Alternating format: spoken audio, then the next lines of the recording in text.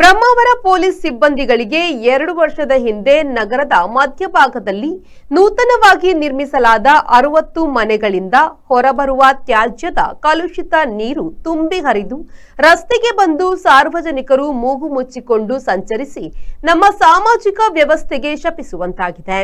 Police ವಸತಿ ಗೃಹದ ಕಲುಷಿತ ನೀರು ಒಂದೆಡೆಯಲ್ಲಿ ಶೇಖರಣೆಗೊಂಡು ಅಲ್ಲಿಂದ 3 ಗುಂಡಿಗಳಿಗೆ ಒಂದರಿಂದ ಮತ್ತೊಂದಕ್ಕೆ ಸೋಸಿ ಬರುವ ವ್ಯವಸ್ಥೆಯನ್ನ ಮಾಡಿದ್ರೂ ಕೂಡ ಮಾಡಲಾಗದ ಗುಂಡಿಗೆ ಸಿಮೆಂಟ್ನಿಂದ ಬಂದ್ ಮಾಡಿದ ಕಾರಣ ನೀರು ಇಂಗದೆ ಹೊರಗೆ ಹರಿದು ಬರುವುದೇ ಆ ಅಂತರಕ್ಕೆ ಕಾರಣವಾಗಿದೆ.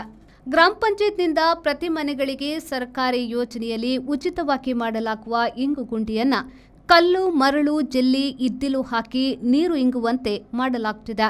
ಸಿಮೆಂಟ್ನಿಂದ ಯಾವುದೇ ಕಾರಣಕ್ಕೂ ಬಂದ್ ಮಾಡಲಾಗುವುದಿಲ್ಲ.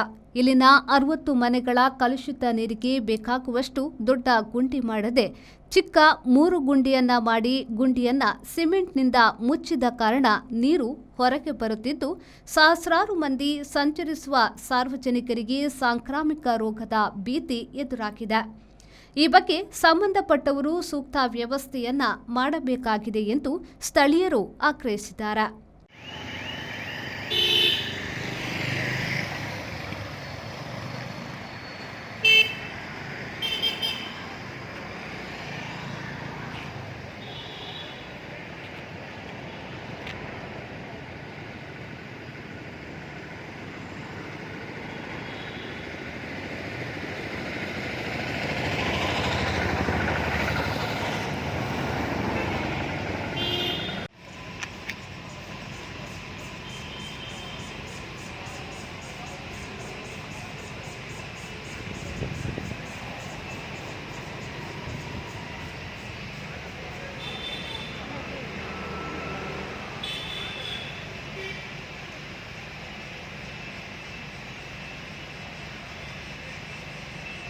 Bureau report, V4 news, Brahmavar.